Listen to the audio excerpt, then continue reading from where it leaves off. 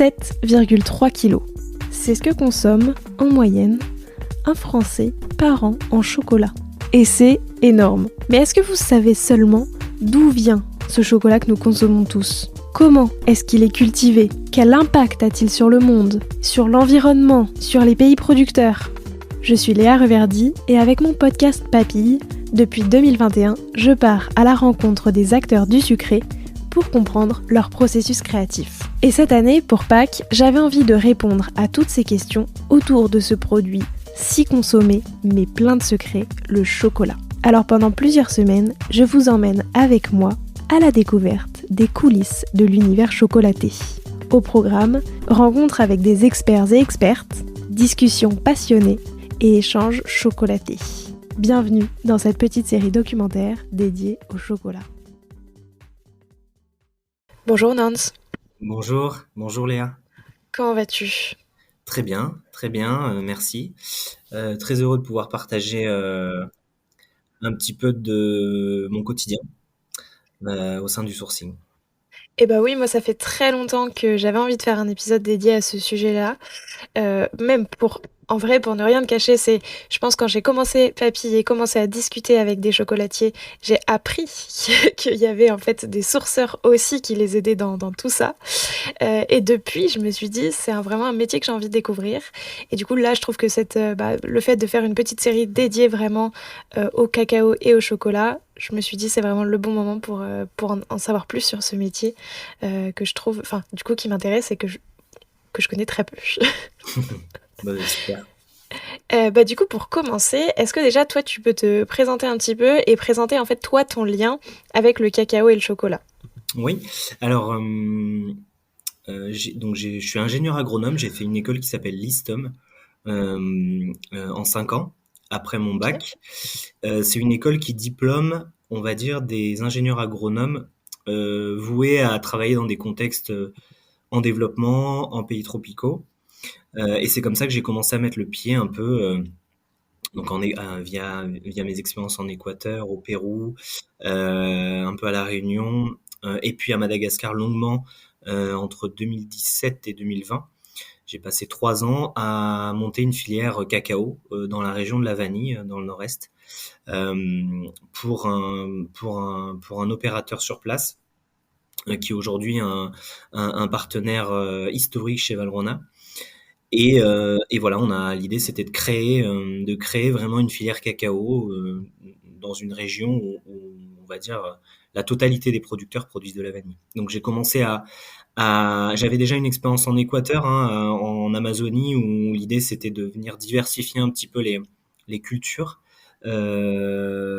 cacaoyères avec des fruits, avec des arbres fruitiers, avec du bois d'œuvre aussi, des arbres d'ombrage, quelques autres cultures. Et là voilà, j'ai vraiment fait le tremplin sur le cacao à Madagascar, où je me suis dédié 100% au montage d'une filière entière, donc de la parcelle, on va dire des plantations, même de la pépinière, la création des plants, jusqu'à l'export de cacao.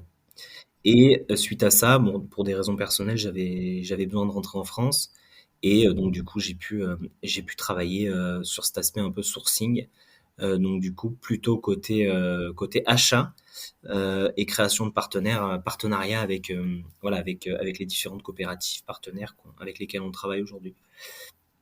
Voilà, c'est un peu ça.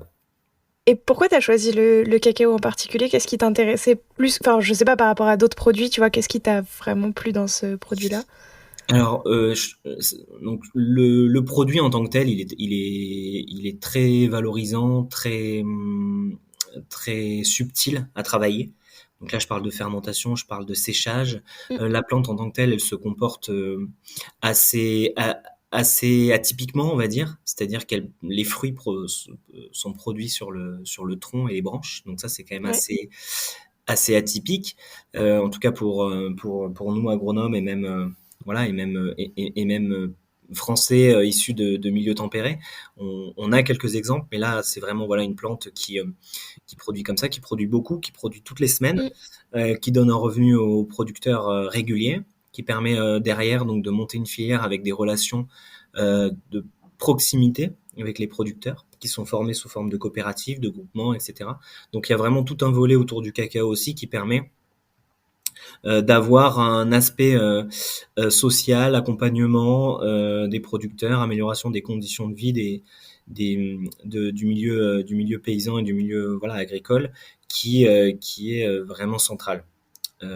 Voilà, tout simplement parce que voilà, il y a une certaine proximité avec les producteurs et rapidement des enjeux autour de la filière, des filières cacao qui sont majeurs. Je pense à voilà à l'atteinte d'un revenu vital. Mm. Donc voilà, j'ai passé pas mal d'énergie là-dedans durant mon expérience à Madagascar, encore plus maintenant pour demain garantir que les prix actuels qui sont pratiqués sur le marché cette année, en 2024, ils sont historiques. Et malheureusement, ils ne retombent pas forcément dans la poche du producteur, en tout cas dans tous les pays. Ouais. Mais en grande partie, oui. Et voilà, on atteint des niveaux qui sont au moins égal, voire supérieur à ces fameux revenus décents qui sont prônés depuis plusieurs années. Donc voilà, moi, le cacao, ça me passionne pour ça. Ça me passionne parce que ça concerne beaucoup de producteurs en milieu Ouais. tropical. C'est des grosses filières. On fait avec le même produit, on est capable de faire une barre chocolatée bas de gamme, mais aussi un chocolat premium. En tout cas, je parle avec la même plante. Après, le travail et Oui. l'énergie qui est mise au niveau de la fermentation et séchage, ça a absolument rien à voir. Mais voilà, c'est pour ça, c'est que c'était vraiment le besoin aussi de travailler dans un contexte à impact, se Mm. dire en fait travailler avec des producteurs sur des filières qui brassent des gros volumes, qui impactent beaucoup de gens. Mais c'est valorisant, on a l'impression de voilà de donner du sens un petit peu à notre activité. Alors du coup, peut-être pour les gens, enfin tu vois, poser aussi un peu le contexte pour les gens qui ne seraient pas forcément au courant, c'est quoi exactement un sourceur? Enfin, tu vois, c'est quoi ton quotidien aussi en tant que sourceur et qu'est-ce que tu fais? Alors, pas tous les chocolatiers sont équipés entre guillemets d'un service sourcing. Souvent, donc, c'est des services, en tout cas des départements qui achètent, qui ont Mhm. l'occasion de se rendre des fois sur le terrain, mais pas tout le temps. Et certains chocolatiers ont pris des postures un peu plus fortes, de se dire voilà, on va vraiment créer un service sourcing qui va derrière s'occuper vraiment de construire une relation de partenariat long terme forte. Donc ça, c'est un gros volet de mon travail, c'est-à-dire que je suis en lien avec les 8 partenaires dans mon périmètre de responsabilité, dans différentes régions du monde. Et là, donc voilà, c'est des voyages où derrière on va planifier tout simplement un planning d'embarquement. On va Ok. créer un planning d'embarquement avec eux pour recevoir le cacao. On va se mettre d'accord sur des volumes, donc on va se mettre d'accord sur des prix.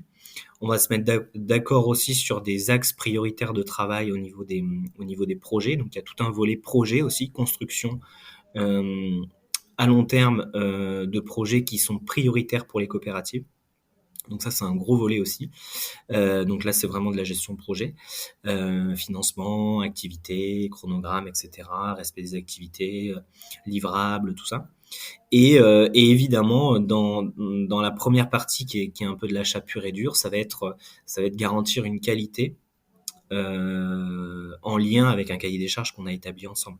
Et qui derrière, par exemple, dans le cas d'un cacao malgache, on va aller chercher des notes d'acide et de fruits qui sont assez poussées. On connaît le protocole qui doit être mis en place. Et donc, on va faire en sorte, au niveau du sourcing, qu'il soit respecté et que du coup, on ait 100% des lots et des échantillons qui sont acceptés ici. Donc ça, c'est vraiment nous, au niveau du sourcing, qui sommes les garants de cette Mhm. première étape chez un chocolatier. Voilà. Après évidemment, on a aussi une grosse partie de notre activité qui est sur on va dire les clients, tout l'environnement extérieur, plutôt chocolat du coup. Voilà, on va aussi faire un peu de plaidoyer pour les conditions de vie des producteurs. Qu'est-ce qu'on fait? Expliquer notre travail, sensibiliser. Le chocolat, c'est pas seulement qu'un gâteau, un dessert ou une tablette. Il y a toute une histoire derrière. Il y a des gens qui ont mis des efforts, de l'énergie. Voilà, il y a aussi tout ce volet-là qui est assez important. On va être mis un peu au devant de la scène par moment pour expliquer et témoigner un petit peu de tout ce qu'on voit en pays producteur. Finalement, tu es l'intermédiaire entre à la fois les chocolatiers et les producteurs qui du coup se rencontrent pas forcément ou plus rarement. Et du coup, toi, tu es vraiment là pour à la fois dire, bah, en fait, moi, les chocolatiers pour qui je travaille, ils recherchent telle et telle chose, donc là, je peux le retrouver là-dedans. Et les producteurs de l'autre côté, bah, en fait, eux, ils vivent comme ça et il faudrait du coup mieux les rémunérer ou Ouais. plein de choses. Mais Alors exactement, moi je travaille pour un chocolatier qui s'appelle Valrhona et donc du coup ma mission c'est vraiment d'assurer un approvisionnement en temps, en qualité ouais. et voilà, puis évidemment mettre en lien en tout cas toute cette partie amont avec l'aval de la filière, donc nos clients. Et voilà, les sensibiliser parce on pense vraiment que demain il y a en fait la filière cacao c'est une filière qui est longue Mm. où il y a historiquement beaucoup d'intermédiaires. Ouais. Donc l'idée dans nos partenariats, c'est de vraiment venir couper au maximum le nombre d'intermédiaires. Donc on fait notre maximum pour ça. Et pour raccourcir les filières, ça veut dire une meilleure répartition de la valeur ajoutée pour le producteur et donc à la production évidemment et aussi évidemment être beaucoup plus en tout cas faciliter la transmission des messages entre l'amont et l'aval et les filières qui sont peu connectées parce que beaucoup d'intermédiaires, parce que manque de transparence, parce que pour plein de choses, une exposition médiatique moindre, donc moins Mm. d'efforts faits là-dessus. Bah, c'est des filières où voilà, on sait pas trop ce qui se passe, il n'y a pas trop de liens, etc. Et finalement, on a encore plus de mal à mettre en place, on va dire, tous les leviers euh, pour, euh, pour faire en sorte que cette filière soit plus vertueuse. L'idée chez Valrhona aussi, c'est ce qu'on essaie d'impulser, c'est d'arriver à connecter au maximum les coopératives du chocolatier de nos clients. Donc on organise des voyages clients en petit comité chaque année où on vient et des collaborateurs aussi de la chocolaterie, on vient connecter un peu ces mondes-là pour qu'ils se rencontrent, pour qu'il y ait des témoignages qui soient forts. Quand on parle d'un producteur de cacao à Madagascar, en fait, finalement, on ne sait pas quelles sont ses conditions de vie, hein. Voilà, Mm. il y a tout un besoin là-dessus de connecter tous les acteurs. Et c'est une question que j'ai parce que du coup, toi, tu travailles avec Valrhona qui est quand même déjà assez gros, mais du coup, il y a plein. Enfin, j'imagine, tu vois, il y a des sourceurs qui travaillent avec des plus petits chocolatiers.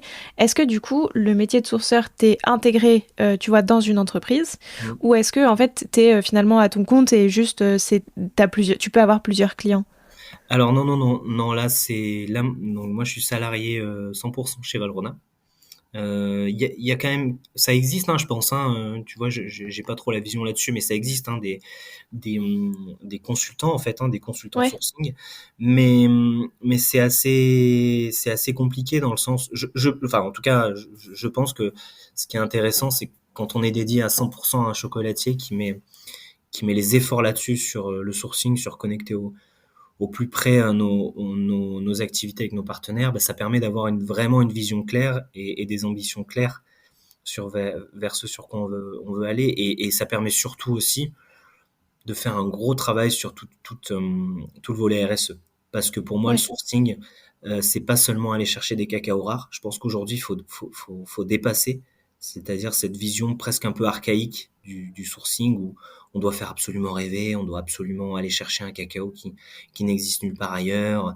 Je pense que ça existe évidemment, hein, mais il faut savoir systématiquement le relier à une vraie valeur éthique parce que voilà, aller chercher un cacao, je sais pas, moi je dis une bêtise, voilà, au fin fond de l'Amazonie, mais on sait que c'est 100% de mineurs qui le Mm. récoltent, les droits fonciers sont pas établis, enfin voilà, des conditions de vie un peu misérables, un prix qui est bon mais qui est finalement pas si bon par rapport aux énergies, aux efforts qui sont faits. Voilà, je pense que ça c'est une vraie attention Et c'est Ouais. c'est c'est au sourcing, au sourceur, finalement qui est l'acheteur, hein, en tout cas le premier, qui est au premier plan là-dessus, qui doit garantir tout ça et qui doit mettre une énergie forte là-dessus.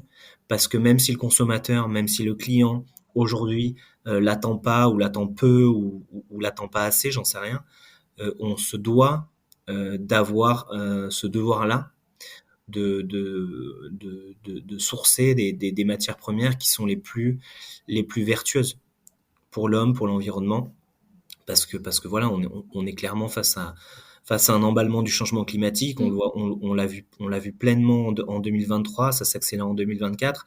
Là, par exemple, je dois aller à Madagascar dans 10 jours, et il y a un gros cyclone qui est en train de frapper un peu l'île, avec des vents qui sont violent, peut-être un peu moins violent. En tout cas, c'est pas le cyclone le plus fort qu'ait connu Madagascar, mais qui fait partie quand même des forts. Et il y a des pluies diluviennes, voilà, où il y a 1, 2, 3 mètres d'eau dans certaines zones, des ponts coupés, etc. Donc voilà, il y a tout cet environnement-là aussi où il faut arriver à faire preuve d'humilité, à se dire quand j'achète une matière première, c'est une partie d'un écosystème, d'un monde que je dois appréhender et qui doit faire sens, que je dois être capable d'expliquer, de témoigner, et voilà, d'apporter de l'éthique en fait dans nos actions. Je pense qu'aujourd'hui, il faut dépasser vraiment le chocolat sourcé à un endroit, un micro-terroir, et être entre guillemets un peu à poil sur tout le reste, quoi.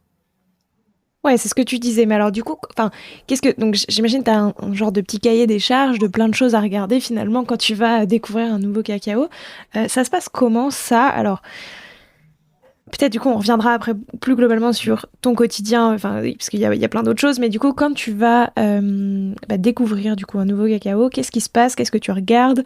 Qu'est-ce que tu poses comme question? Enfin, voilà, comment Oui. ça se passe? Et comment aussi tu les trouves, tu vois, finalement, ces Mm. nouvelles exploitations? Alors, chez Valrhona, ça fait quand même un paquet d'années que ce sourcing il est en place. Et on a donc des origines qu'on appelle donc en activité, c'est-à-dire des sourcings d'achat, Ouais. on achète vraiment.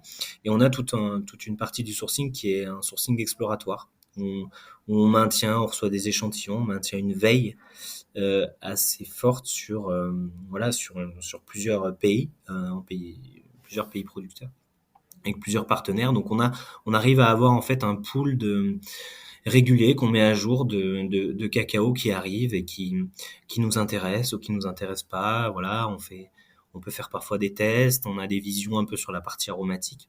Évidemment, la qualité et l'aspect aromatique, il est un peu central chez nous parce que c'est quelque part en tout cas, c'est une des premières portes d'entrée pour arriver à imaginer demain un chocolat, on va dire un chocolat différenciant potentiellement, ou alors un chocolat, voilà, où on mettra l'accent sur d'autres choses, mais il y a vraiment cet aspect qualité. Et ensuite, tout ce pool, en tout cas de coopératives, de cacao qui arrivent, etc., d'échantillons, on vient, à partir du moment où on a validé une qualité idéale, en tout cas cible ou intéressante, on va vraiment travailler tout cet aspect social, les ambitions de la coopérative, comment sont traités les travailleurs quand on travaille sur des toutes petites plantations, etc., etc. Donc là, il y a vraiment ça maintenant qui rentre en compte. Donc on a au quotidien un sourcing exploratoire. J'ai un sourcing exploratoire, par exemple Costa Rica, Panama, en Asie aussi. Voilà, la Guinée équatoriale aussi. Enfin, il y a vraiment plusieurs pays où on regarde ce qui se passe, évidemment. Et puis dès qu'il y a un besoin, typiquement la Bolivie, l'année dernière j'y suis allé, il y avait un sourcing super avec une coopérative extrêmement engagée et qui répondait bien, en tout cas dont les ambitions collaient bien aux nôtres, qu'on a pu s'accorder rapidement. Et puis après, à partir du moment où on a validé la qualité, validé le projet avec eux de la coopérative et s'inscrire dans le long terme avec eux, on commence à faire des premiers tests d'embarquement de cacao. On les valide et à partir du moment où on les valide, on peut s'engager rapidement sur des conventions de partenariat où là, on va pouvoir signer des volumes minimums pour 5, 6, 7, jusqu'à 10 ans Ok. de partenariat. Et qu'est-ce que je voulais dire? Oui, du coup, est-ce que tu restes en moyenne combien de temps dans les... Parce que tu vas dans les plantations, mais du coup, tu restes combien de temps en moyenne justement pour valider tout ça? Et est-ce qu'il y a... Est-ce que tu vois quelque chose de l'ordre du... Enfin, tu vois, est-ce qu'au départ, on te dit, bah oui, ça c'est super, etc. Et des fois, en fait, tu vois comme une dissonance par rapport à ce qui a été annoncé et du coup, tu vas pas Alors, en général, c'est rare. C'est rare parce qu'on accorde quand même un temps assez important. Enfin, moi, dans la manière de travailler, j'accorde un temps assez important à la réception des échantillons, des analyses, etc. De voir, de commencer à filtrer, parce qu'à partir du moment où on se rend sur place, malgré le fait qu'on répète qu'on ne fait pas de promesses d'achat, etc., il y a des attentes qui Ouais. sont fortes. Donc, si la qualité, si le projet ne matche pas trop déjà à distance, voilà, et ça va pas le faire. Donc souvent, ce qu'on fait, c'est qu'on on fait déjà un premier tri depuis ici, depuis la France. Et ensuite on s'adapte un peu sur place. Voilà. Mais il y a rarement des grosses dissonances. Ok. Avec le temps et l'expérience, on sait vers quoi on est. C'est un peu plus précis dans notre tête, en tout cas plus abouti. Et on arrive à être beaucoup plus, à se diriger beaucoup plus vers certaines coopératives, certains partenaires plus facilement. Sur le terrain, ça dépend vraiment des origines, mais en général, c'est une, deux, jusqu'à 3 semaines. Tout Ok. dépend de la maturité du partenaire. Ça peut aller jusqu'à 3 semaines dans le cadre où on a plusieurs sourcings liés aux partenaires. On va explorer plusieurs choses, stabiliser et même co-construire des projets avec eux où on va avoir une petite phase de diagnostic, aller voir un petit peu, donner notre avis sur la suite du projet, etc. Donc ça peut varier entre les origines et même ça peut varier en termes de temporalité. C'est-à-dire que moi, par exemple, je peux aller en République dominicaine 2 semaines et demie, une année, parce qu'il y a vraiment un besoin qui se densifie. Et l'année d'après, y aller uniquement 10 jours ou une semaine, parce que voilà, tout a été bien calé pour l'année. Ok, tu vois, j'avais pas du tout conscience en fait que tu recevais d'abord des échantillons et que finalement en fait tu vas une fois que tu t'es dit ok ça vaut le coup, je vais sur place. Donc ça c'est très intéressant. C'est aussi beaucoup lié donc moi, je m'occupe aussi chez Valrhona du pilotage de la côté sourcing, de la partie carbone, empreinte environnementale. Et en fait, on est en train de travailler énormément sur l'impact de nos cacao. Et dans l'impact de nos cacao, très grossièrement, on calcule ce qu'on appelle un facteur d'émission, c'est-à-dire qu'on Ouais. sait que un cacao qui provient de Madagascar, quand il arrive chez nous à la chocolaterie, il a émis tant de kilos de CO2. Et ça, on le fait pour tous nos cacaos. Et Ok. donc, on est en train voilà, d'avancer dans ce sens-là. Il ne manque pas beaucoup d'origines. On va finaliser ce travail-là. Et ensuite, on va imaginer un plan de réduction de nos émissions. Et donc, travailler sur un sourcing et sur une activité potentiellement de réduction, d'optimisation de nos mobilités en mission, ben, ça va devenir central. Enfin, ça l'est déjà. Et ça devra l'être encore plus, puisque voilà, on sait très bien que il faut limiter notre impact, que les déplacements professionnels comme personnels en avion, Mm. ben, il faut les raisonner et demain peut-être bien les limiter. Donc voilà, il y a toute une optimisation. Par exemple, moi dans mes déplacements, j'essaye de concentrer au maximum les origines dans lesquelles je me déplace. Si je vais en Amérique latine, voilà, j'essaye de faire Équateur, Bolivie par exemple en même temps, Ouais. en Afrique, Cameroun et Togo en même temps, etc., etc. Ça du coup sur qu'est-ce que vous faites rentrer en compte dans ce calcul d'émissions carbone?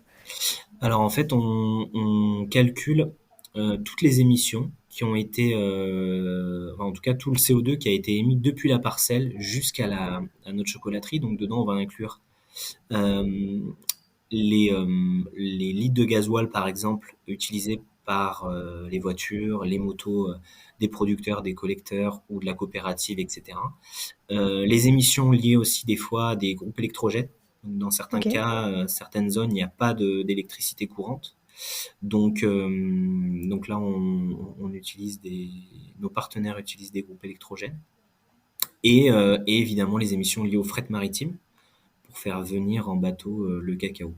Voilà, donc tout ça en fait est mouliné dans un outil. Et dans un outil, on va avoir à la fin en fonction des volumes qu'on a achetés, un facteur d'émission. Donc rapporté au kilo de cacao qui arrive chez nous, on sait combien on a émis de kilos de CO2 et voilà, on est en train de construire un plan de réduction de ces émissions parce qu'on doit s'aligner et on a comme objectif de s'aligner avec la trajectoire qu'on appelle SBTI, mais en tout cas la Ouais. trajectoire délivrée par le ministère de la Transition écologique français et l'Union européenne.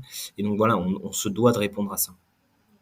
Oui, donc en plus, du coup, c'est une brique supplémentaire par rapport à ce que tu regardes au départ, qui est le traitement des conditions humaines, là, toute la partie aussi déforestation, de genre comment ont été faites toutes ces plantations, etc. Et du coup, tu rajoutes en fait cette brique, et du coup, finalement, sur l'autre partie des émissions, qu'est-ce qui rentre en compte et comment on peut le réduire? Exactement, ouais, exactement. Et puis c'est ce qui fait sens. Moi, c'est un projet sur lequel j'ai pu un peu initier côté sourcing cacao à mon arrivée et qui me passionne parce que je trouve que c'est ça qui fait sens vraiment. Demain, il faut évidemment raisonner notre manière, enfin en tout cas revoir, raisonner notre manière de consommer du chocolat Mm.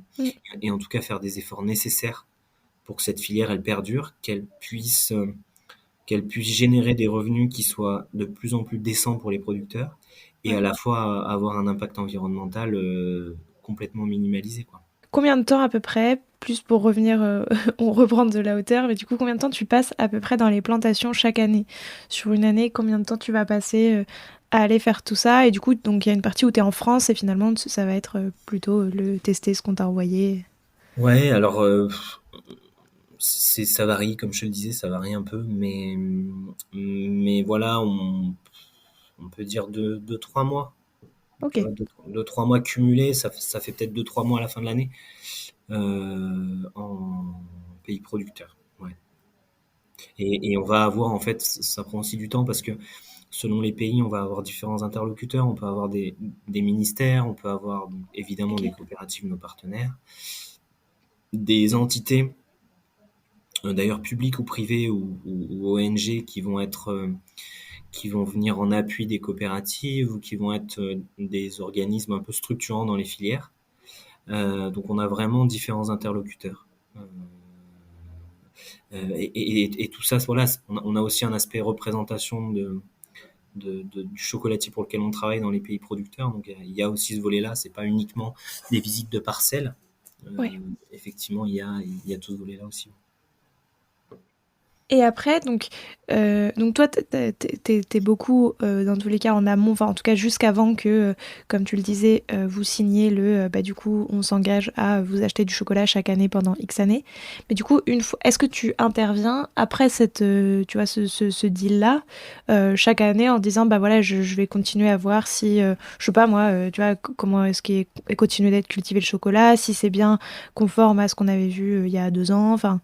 Est-ce qu'il y a un suivi aussi après derrière de toutes les origines enfin, toutes les origines de tous Bien les sûr, ouais, producteurs? ouais, ouais, tout ça est suivi. Tout ça est suivi. En fait, dans nos conventions, elles sont liées à des projets, à des conventions de projets aussi, qui là sont des contrats signés pour chaque projet réalisé avec nos partenaires. Donc dedans, il y a forcément un aspect suivi. Et l'idée, évidemment, c'est le leitmotiv un petit peu, c'est d'internaliser les compétences délivrées par le projet. C'est-à-dire que quand on travaille sur des modèles d'agroforesterie un Mm. peu idéal, en tout cas idéal pour la suite et le futur. L'idée, c'est vraiment d'internaliser la compétence de plantation, d'association des bonnes cultures par les techniciens Ouais. en tout cas chez les techniciens des coopératives. Pour que ce soit incarné aussi par la coopérative, il faut qu'elle y croie, il faut que ce soit logique, il faut que ce soit cohérent, enfin voilà, rationnel pour les producteurs. Mais tout ça, ça peut l'être que si la coopérative et les techniciens le maîtrisent et l'incarnent. Et du coup, alors, je veux bien du coup ton regard là-dessus, mais j'ai l'impression que du coup le métier de sourceur devient de plus en plus essentiel. Enfin, je sais pas en fait à quel point c'était possible de s'en passer, mais avec toutes les lois qui sont en train d'arriver sur toute la partie traçabilité, etc., des cacao, c'est essentiel d'avoir un... Enfin, tu peux plus t'en passer, mais déjà, en fait, je sais même pas si avant, c'était possible de faire ça. Et qu'est-ce que ça change, du coup, tout ça? Ben, en fait, donc nous, on a initié la traçabilité aux producteurs il y a déjà plusieurs années, et en 2017 de mémoire, on était 100% traçable aux producteurs sur notre Ouais. partie achat de fèves. Et évidemment tout le monde, enfin, en tout cas, il y a des consortiums, il y a des séminaires où les tendances des prochains sujets qui vont être un peu chauds sortent. Après, c'est à la discrétion de chacun, de chaque chocolatier de l'évaluer et de se l'approprier, d'en faire en tout cas d'en faire un combat, en tout cas voilà, Mm. une activité un peu centrale. Donc oui, les lois, elles viennent, la loi sur la déforestation importée, elle vient mettre Mm. un coup d'accélérateur chez pas mal de chocolatiers qui vont devoir du coup se prémunir. En tout cas, la condition sine qua non pour, euh, pour être conforme à cette loi, ça va être une traçabilité au producteur. Ça va être une géolocalisation aussi des parcelles. Donc c'est vrai que si on n'a pas initié tout ce travail de traçabilité, on va devoir compresser toutes ces activités dès cette année assez vite, quoi. Donc, euh, donc oui, oui, bien sûr, les lois, elles sont toujours là pour mettre un peu un coup d'accélérateur dans les filières. C'est ce qui se passe sur la loi de déforestation importée. Euh, c'est après à chaque chocolatier aussi de se prémunir un petit peu de tous ces enjeux, de se responsabiliser aussi. Je pense que effectivement, ça aide d'avoir un département sourcing qui est un peu en alerte sur ces sujets-là, qui va pouvoir aussi faire avoir un peu ce rôle d'expliquer, ouais, d'intermédiaire, d'expliquer en fait pourquoi une loi européenne sort auprès de nos Mm. partenaires, nos coopératives, des producteurs qui parfois ne comprennent pas, quel est l'intérêt, comment on va faire pour être conforme, et aussi de relayer les efforts que eux vont devoir faire et qui demain seront intégrés forcément dans le coût de revient du cacao, qui doivent être intégrés. Donc voilà, un chocolatier, il doit s'adapter à ça. Il a pas le choix s'il veut du cacao de toute façon. Et voilà, ces coûts de revient doivent être ces coûts de revient supplémentaires pour respecter les lois de la part des coopératives, de la part aussi des chocolatiers. Tout ça doit être va nécessiter une communication assez transparente tout au long de la filière. Et plus on a une filière courte, plus c'est facile. Mais du coup, c'était possible. Enfin, tu vois, parce que moi, du coup, de tout ce que tu me dis depuis tout à l'heure, enfin, vous le faites depuis très longtemps et donc tout ça, c'est intégré. Mais du coup, c'est possible. Enfin, tu vois, comment ça se passe en fait pour ceux où c'est pas le cas? C'est qu'il n'y a pas de sourceur ou c'est que en fait, c'est des sourceurs qui sont pas spécialement fiables? Enfin, qu'est-ce que. Non, non, non, non, non, non, non, non. Je pense qu'à partir du moment, en fait, bon, alors le mot sourceur, c'est vrai que c'est un grand mot pour finalement dire que c'est un acheteur qui va être très connecté, Ouais. enfin, connecté au maximum avec ses partenaires, ses coopératives, qui est souvent évidemment un agronome pour être, en tout cas, de comprendre toutes les dynamiques agricoles et l'influence des notions données agronomiques, etc., dans la relation avec un partenaire qui est évidemment centrale.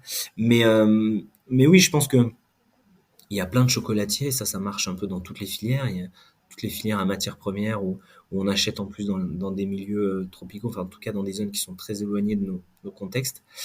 Ben, tant qu'il n'y a pas de loi, tant qu'il n'y a pas de cadre juridique, législatif, on n'est pas incité à forcément le faire. Et ça a un coût aussi, hein. C'est-à-dire que ça a un coût. Il faut être, voilà, il faut que en tout cas les personnes qui pilotent la chocolaterie soient engagées là-dedans, soient convaincues pour y aller. Et effectivement, ça c'est des critères qui peuvent varier d'un chocolatier à l'autre. Ça peut varier aussi par rapport à son, comment dire, à son écosystème de clients. C'est-à-dire un client, par exemple, qui se trouve dans des pays nordiques, genre, je dis une bêtise, en Suède, à Stockholm, dans un quartier où il y a un pouvoir d'achat peut-être supplémentaire, une sensibilité forte à tous les enjeux RSE, ben, il sera beaucoup plus challengé que que peut-être un boulanger qui utilise du chocolat pour ses pains au chocolat Mm. dans un département en province en France. Je dis une bêtise, hein, c'est assez stigmatisant, mais voilà, ça c'est vraiment des choses qui peuvent être déterminantes pour le chocolatier. Et donc en fonction de son écosystème de clients, ben, on sera plus ou moins incité à le faire plus ou moins rapidement aussi. Mm. Ok. Et est-ce que toi, tu as vu, donc depuis le temps que tu fais ce métier et que tu visites aussi des plantations, etc., est-ce que tu as vu certaines évolutions, notamment sur toute la partie qu'on peut avoir autour, tu vois, à la fois enfin, tu vois, réduction de l'impact écologique, environnemental, mais purement du coup déforestation, à la fois avoir des plantations plus éthiques en termes de droits humains, enfin qui respectent aussi plus le travail, euh, prix aussi, je sais pas, tu vois, plus juste rémunération du coup des producteurs. Est-ce que tu as vu une évolution sur tout ça depuis plusieurs années ou là, enfin, ou tu vois, est-ce que c'est très récent, est-ce que ça traîne encore, enfin. Tu veux dire du côté de nos partenaires, ces engagements-là? Ouais, enfin, oui, je sais pas comment dire, plutôt sur, enfin, sur le secteur aussi en règle générale, dans le sens où, est-ce que, tu vois, par exemple, j'en sais rien, mais quand t'as commencé, c'était plus compliqué, entre guillemets, de trouver des productions qui étaient, enfin, tu vois, qui étaient plus respectueuses et qu'on allait, du coup, mieux rémunérer. Est-ce que c'est venu avec le fait de, justement, mieux les rémunérer? Enfin, tu vois, je Mm. sais pas, hein, Oui, oui, bah, je pense qu'il y a une évolution qui est quand même progressive. Il faut dire qu'elle est lente. Elle est Ouais, pas, voilà, on se donne pas les moyens, mais elle est à l'image aussi euh, elle est lente. Enfin, c'est quand même accéléré depuis 2 ans, hein, je dirais quand même. Il y a une ok, accélération forte. Il y a certains consortiums d'ONG, notamment la Chocolate Scorecard, qui a permis de faire bouger les lignes, je pense, chez pas mal, enfin en tout cas de booster un peu plus la filière. Mais globalement, évidemment, ça avance lentement. Ça avance lentement parce que ben, le marché du chocolat, il est quand même assez, par exemple en France, un chocolatier, sur une année comme 21-22 par exemple, il y a une inflation donc liée ensuite à la sortie Covid sur l'énergie, sur plein de choses, la guerre en Ukraine, etc. Donc il est un peu tiré, on va dire, il est un peu exposé à tout un tas de tensions, notamment sur ses coûts de revient, etc., qui font que ben, par moments, c'est très difficile d'accélérer plus vite. Certains peuvent le faire, d'autres non. Certains le font, d'autres non. Voilà. Après, oui, effectivement, ça avance lentement, je trouve, depuis ces dernières années, mais ça s'accélère quand même depuis 2 ans. ouais, Je dirais. Depuis 2 ans, sortie de Covid, il y a quand même sur la filière cacao. Et cette année, le prix du cacao, il est historique. Il n'y a jamais eu ces prix-là. Et donc voilà, ça vient rabattre quand même beaucoup de cartes, sur la question de la juste rémunération des producteurs, sur la répartition de la valeur ajoutée. Voilà, toutes ces questions-là, elles vont être traitées différemment cette année parce que c'est comme si on travaillait sur une autre filière presque cette année. ok. C'est absolument incroyable ce qui se passe. Et il y a des ajustements qui vont être faits. Ça va peut-être participer aussi bon, ça va rebattre quand même pas mal de cartes au sein de la filière, hein, de comment travailler demain en fait, parce que peut-être que c'est pris et c'est fort probable.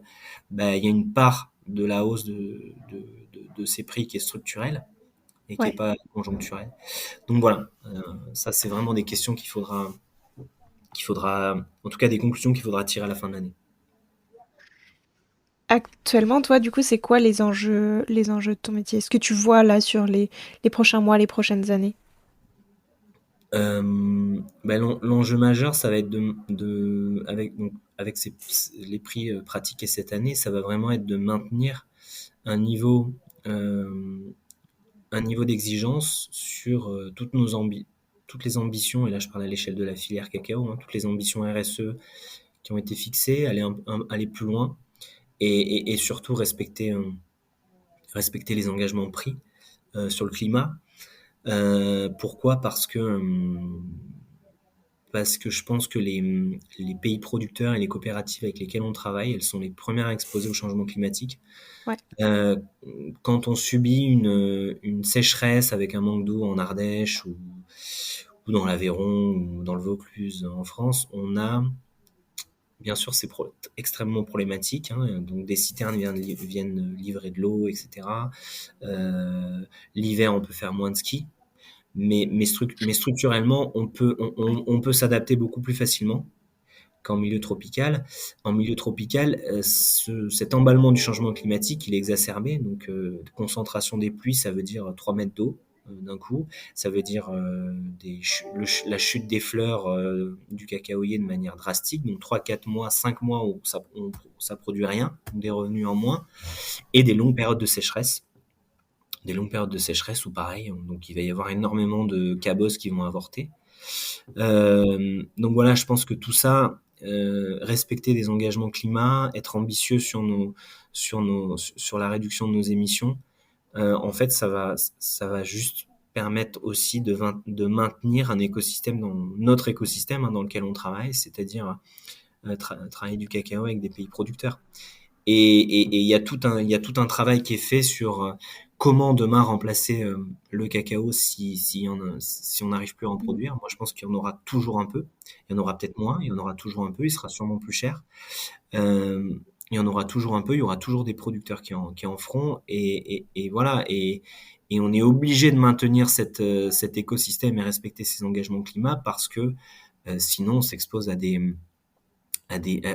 migrations majeures. Je parle de migration au sein de pays tropicaux, ou des migrations vers des pays plus entre guillemets plus développés pour aller voilà. Et ça va être des enjeux sociaux qui vont être complètement perturbants. Effectivement. Et du coup, aujourd'hui, on passe de l'autre côté, mais pour les consommateurs, à quoi il faut faire attention quand on sélectionne un chocolat, enfin quand on achète un chocolat, du coup, qu'est-ce qu'il faut regarder et voilà, toi, quel est un peu quel Ben, conseil tu donnerais? voilà, moi je dirais que aujourd'hui, ça prend encore plus de valeur de consommer un chocolat en ayant un œil sur le packaging, sur ce qui est fait derrière, sur qui le produit, comment euh, être challengeant en fait, être challengeant avec avec sa marque un peu favorite, préférée, etc. Voilà, de demander plus de transparence, c'est normal. Je pense qu'on va vers ces exigences-là. Donc nous chez Valrhona, on travaille là-dessus, hein, sur comment apporter encore plus de communication et de transparence sur toutes nos activités auprès de nos partenaires. Ça c'est vital. Mais voilà, moi j'inciterai le consommateur évidemment à se poser encore plus de questions, à se poser des questions vraiment sur le climat, sur l'impact. On entend beaucoup de groupes de consommateurs se dire bon bah peut-être qu'il faut devenir 100% végétarien tout le temps, il faut plus manger de chocolat, il faut plus importer de café. C'est des choix, c'est des choix qui peuvent être valables. Ça veut pas dire voilà, qu'il faut pas non plus. Je pense qu'il faut être assez nuancé dans l'idée. On peut par moment se restreindre. On peut ne plus en manger par choix parce que on pense que c'est la solution la plus facile pour éviter tout ça. Il faut juste le faire en conscience de l'impact que ça peut avoir depuis le producteur voilà, toute la filière. C'est-à-dire que consommer plus de chocolat demain, ça veut dire plus de cacao ou moins de cacao, dans la mesure où on l'achète à des producteurs qui vivent dans des environnements où il y a pas d'assurance chômage, il y a pas d'assurance retraite, enfin voilà, les cotisations retraite sont minimales. Il y a tout ça qui rentre en jeu. Donc je pense que le consommateur, globalement, il doit se poser ces questions-là avec un filtre climat fort et un filtre humain, conditions de vie des producteurs, qui le produit et comment, pareil, qui soit fort. Ouais, c'est ça. Et ça, tu vois, c'est un sujet du coup que j'ai abordé avec quasiment toutes les personnes avec qui j'ai pu discuter sur cette série-là. Mais effectivement, je trouve qu'il y a aussi un truc tu vois, ça reste compliqué aujourd'hui en tant que consommateur de savoir vraiment. Enfin, en fait, on Enfin, tu vois, on peut le savoir si on fait des recherches, mais globalement, c'est un peu compliqué, tu vois, de savoir directement quelles sont les conditions de vie, finalement, aussi dans les plantations. Mm. Et de savoir, enfin, tu vois, entre deux tablettes, est-ce que je suis sûre que Mm. celle-ci, elle a bien respecté et celle-ci, non, quoi. Bien sûr. Bien sûr, après ça passe par des certifications, Ouais. ça passe par plein de choses, mais les certifications ne suffisent pas elles-mêmes.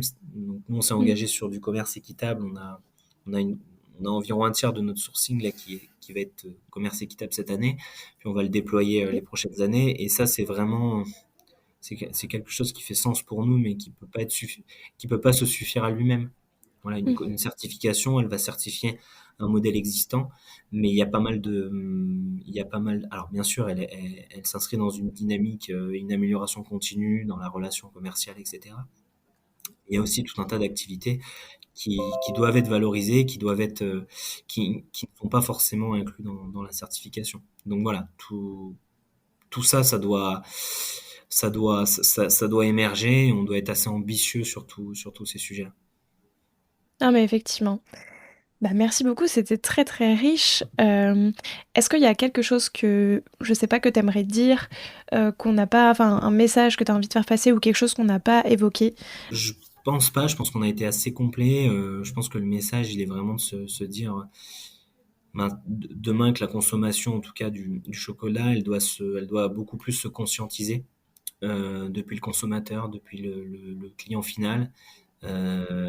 C'est aussi ça qui viendra dynamiser encore plus toute la chaîne. Il y a plein d'efforts qui sont faits, mais je pense qu'une conscientisation du consommateur et bien sûr elle peut pas être faite uniquement par le consommateur, ça doit être appuyé par Mm. toute la filière. C'est vraiment la clé. C'est vraiment la clé pour la suite. Oui, c'est ça, ça doit être fait par toute la filière, mais ça commence aussi avec le consommateur. Enfin, ça commence de tous les côtés, mais le consommateur a son rôle à jouer dans tout ça. Bien sûr, ouais. Merci beaucoup, c'était passionnant. Merci de nous avoir fait découvrir ce métier qui est assez, enfin, du coup, assez fou. Enfin, est-ce que tu sais depuis combien de temps est-ce que ce métier existe? Ça fait très longtemps ou est-ce que ça fait... Alors, c'est vraiment des fois mettre comme je te disais, mettre un grand nom sur Oui, quelque chose qui, voilà, depuis la nuit des temps, il y a des gens qui se disent, bon, ben, je vais acheter un cacao un peu plus responsable, enfin, en tout cas, ouais, responsable, je veux savoir ce que j'achète, donc je vais voyager pour aller voir. C'est ça, hein, clairement. oui. Aujourd'hui, on a mis un grand mot sur, je saurais pas te dire, mais depuis qu'on fait du chocolat, il y a forcément des gens, en tout cas, qui sont allés fouiller un peu ce qu'ils achetaient. Non, mais trop chouette. Et merci beaucoup. Merci à toi. Alors, quel sera votre prochain dessert? Merci d'avoir écouté cet épisode jusqu'au bout. S'il vous a plu, n'hésitez pas à le partager aux gourmands qui vous entourent. Et pour continuer la discussion, rendez-vous sur Instagram @learvrd. Et si vous voulez soutenir Papille, 2 choses. La première, notez l'épisode 5 étoiles sur Apple Podcast et Spotify et laissez un commentaire délicieux. La deuxième, vous rendre sur papillepodcast.com, sans oublier le S de Papille, et vous abonner à la newsletter pour être prévenu de la sortie des prochains épisodes. À très bientôt!